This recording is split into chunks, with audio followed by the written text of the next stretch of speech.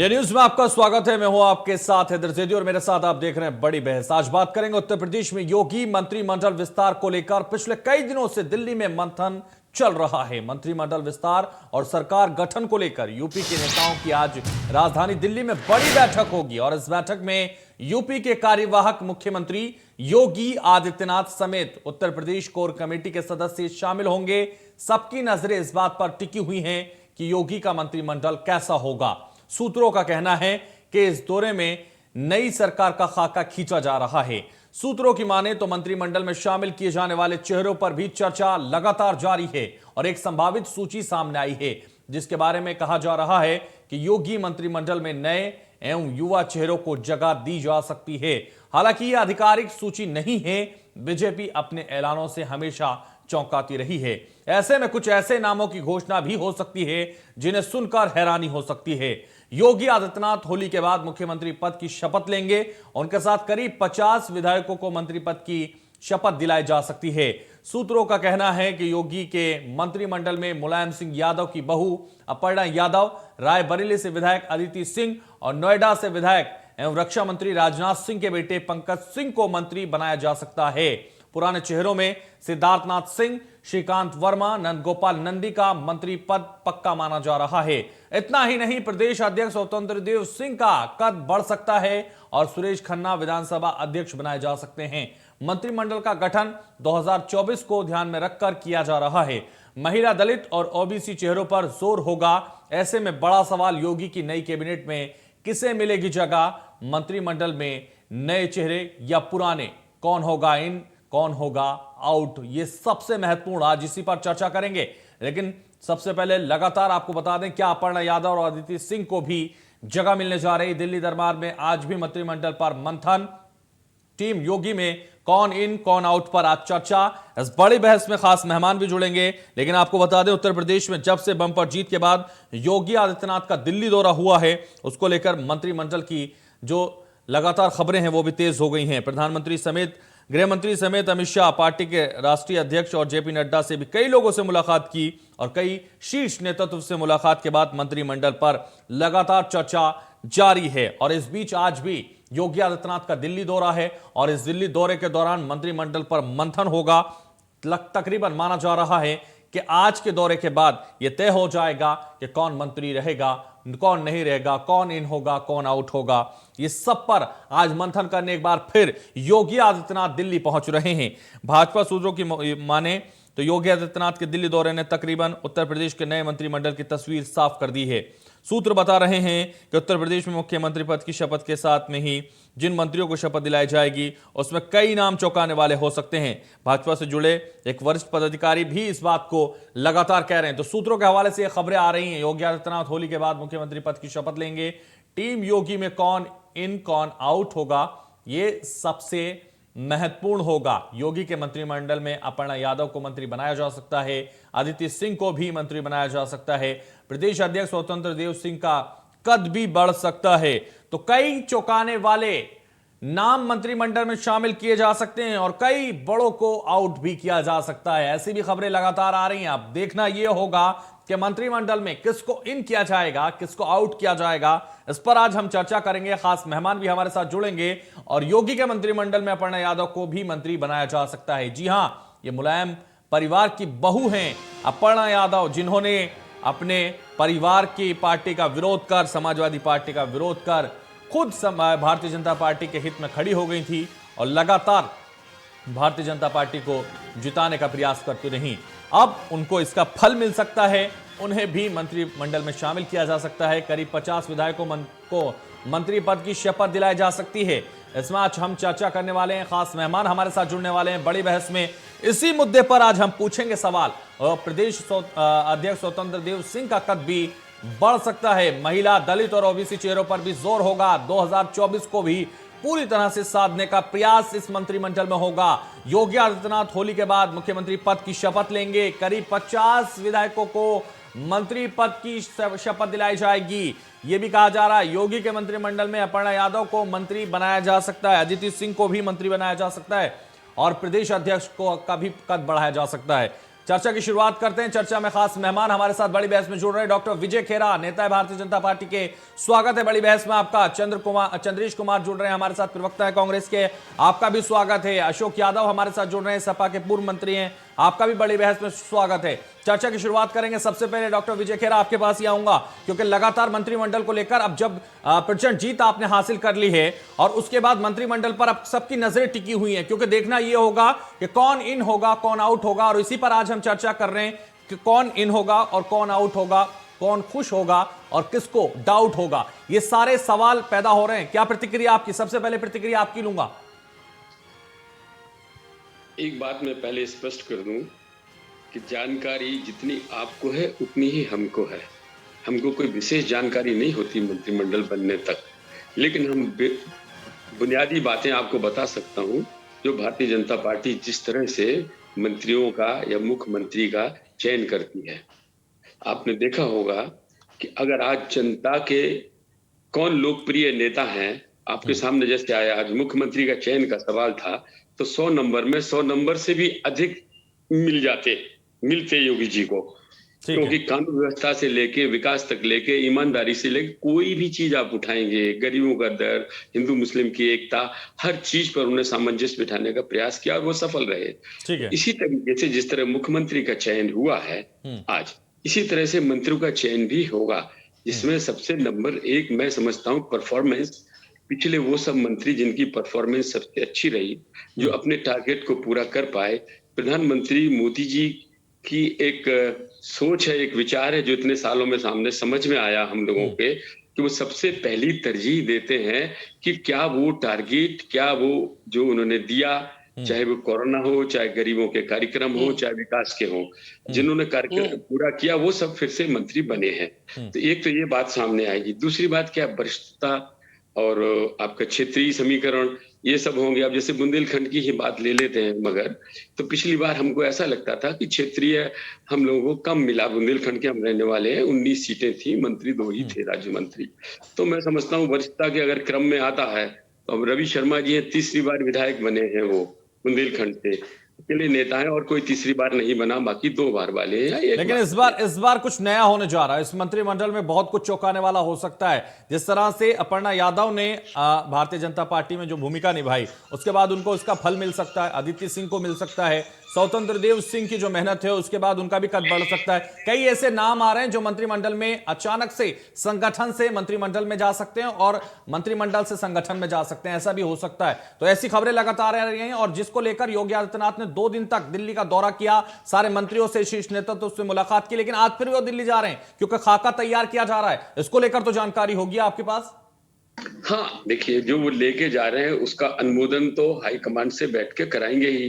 पहले कुछ डिस्कशन हुआ होगा, अब विधायक लोगों से भी बात की होगी उन्होंने, उसके बाद द्वारा बना होगा, क्योंकि जब प्रचंड बहुमत आता है तो इसमें सोच में विचार में समय तो लगेगा, क्योंकि अधिकांश लोग जीत के आए हैं। लेकिन अब जैसे आप दिनेश शर्मा जी की बात ले लीजिएगा, आजकल मुख्यमंत्रियों की बहुत चर्चा हो रही है। बता रहे काम चलाओ, ले लो तुमने, हम उस पर बैठे इंडिया न्यूज। अशोक यादव जी, आप डिबेट पे बैठे हैं, इंडिया न्यूज पर बैठे हैं सर, इस तरह की हरकत मत कीजिए प्लीज। ईमानदारी पर कोई शक नहीं कर सकता है, नकल उन्होंने बंद कर दी।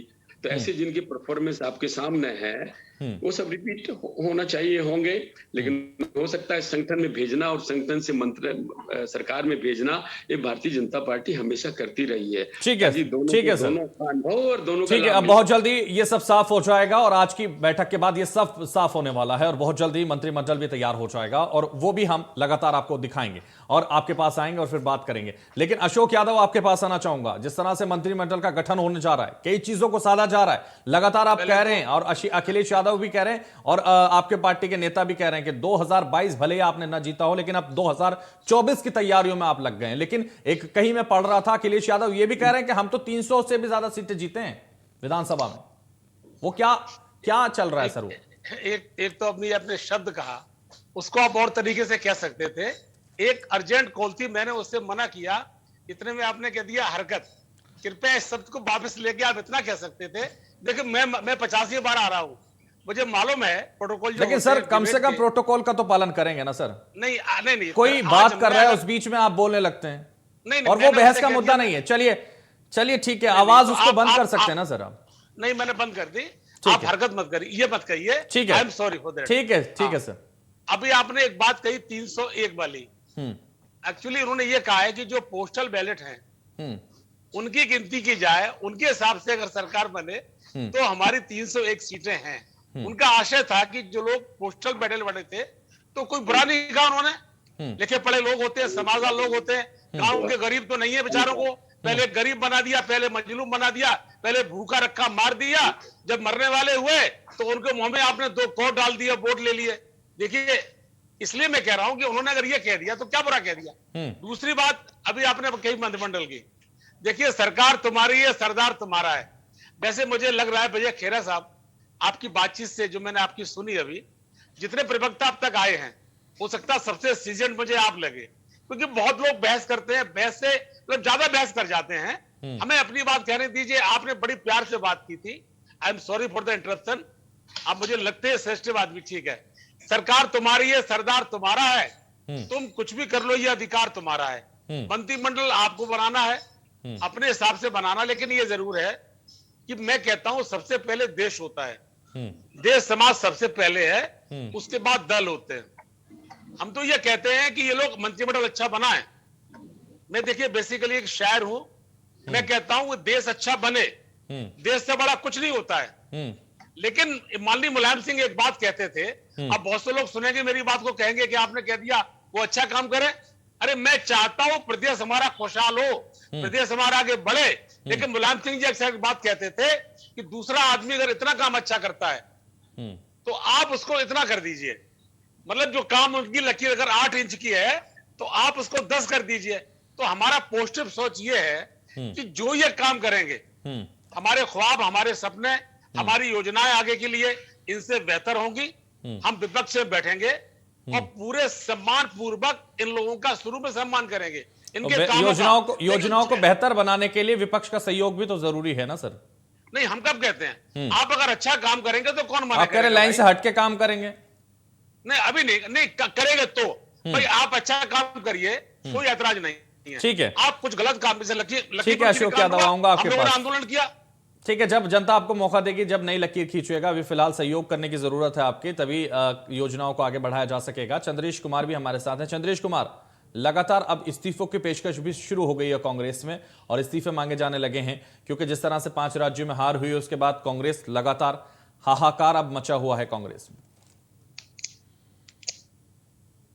कांग्रेस पार्टी लगातार अपने हार की समीक्षा कर रही है और बहुत जल्द जो भी कमियां हैं उसको ठीक कर ली जाएंगी। लेकिन एक बात मैं कहना चाहूंगा, जहां तक मैं इस विषय को सोचता हूं, समझता हूं, चुनाव में या राजनीति में न किसी की स्थायी हार होती है, ना कोई स्थायी जीत होती है। जो इसमें सिर्फ जिम्मेदारियां तय होती है कि कौन सरकार चलाएगा और कौन विपक्ष में बैठेगा।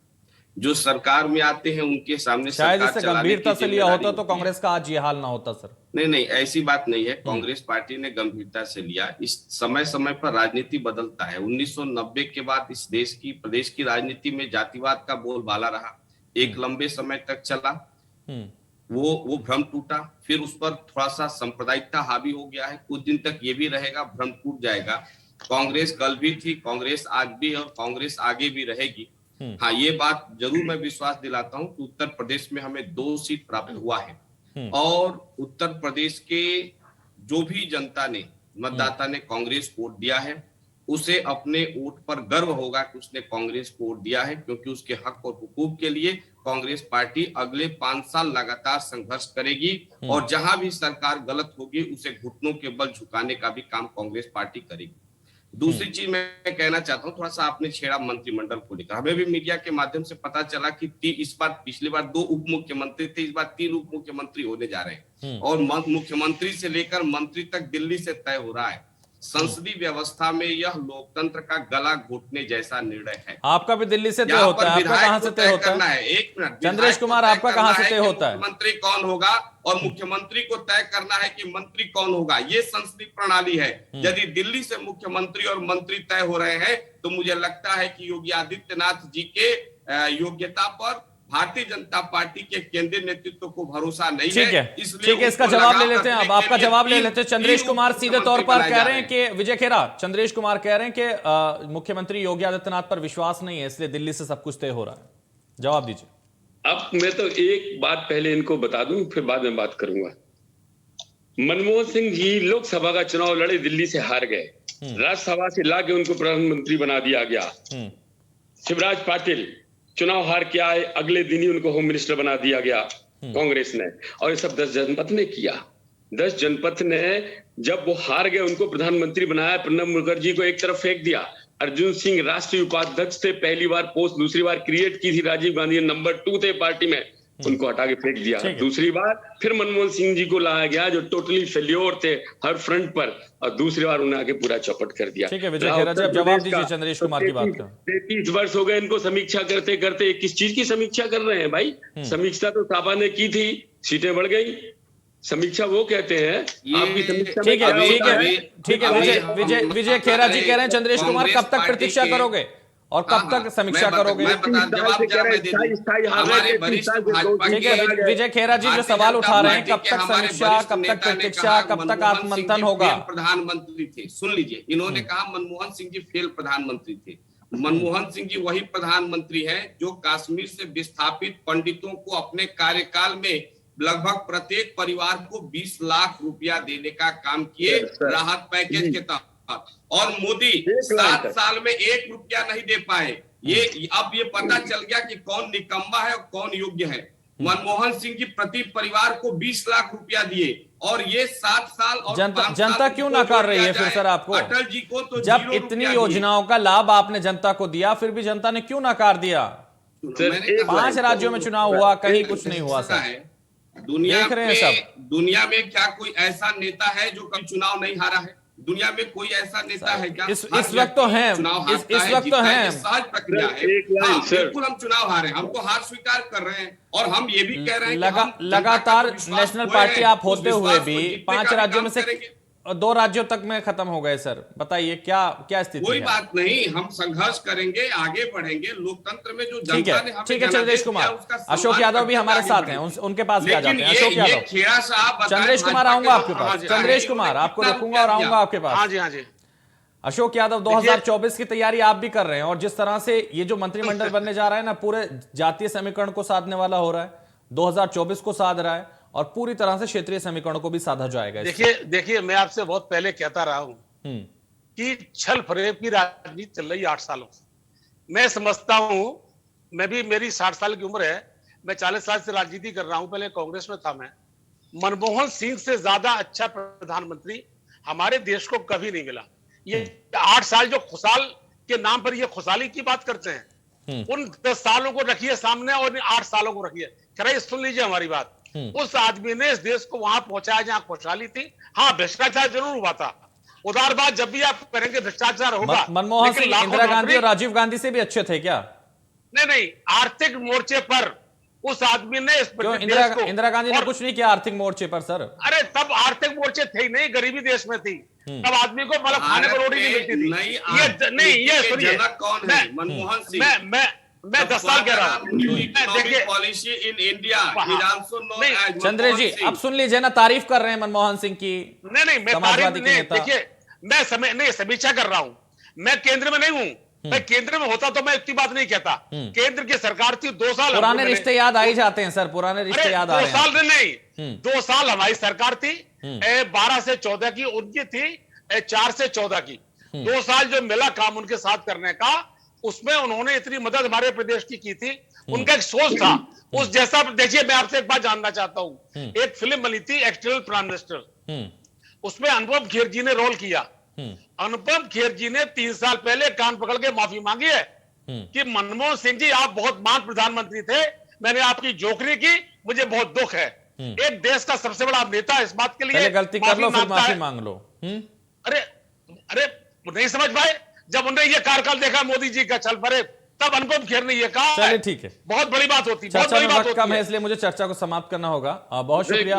यहाँ एक विजय खेरा कुछ कहना चाह रहे हैं, जल्दी विजय खेरा जी। मैं तो खाली इतना कहना चाह रहा हूँ, 2006 में गुलाम नबी आजाद मुख्यमंत्री थे JNK के, और प्रधानमंत्री मनमोहन सिंह जी थे। कुछ नहीं किया पंडितों के लिए, जब इनके हाथ में पूरी सरकारें दोनों आप पंडितों वाली कौन सी बात करते हैं? देश की बात चलिए, करते हैं। बहुत शुक्रिया। समय की पाबंदी है और मुझे रुकना होगा। यही डॉक्टर विजय कह रहा है। बहुत शुक्रिया। हमारे साथ अशोक यादव जुड़े, बहुत शुक्रिया। चंद्रेश कुमार, आपका भी बहुत शुक्रिया। तो यहाँ रुकेंगे छोटे से ब्रेक के लिए, आप बने रहिए हमारे साथ।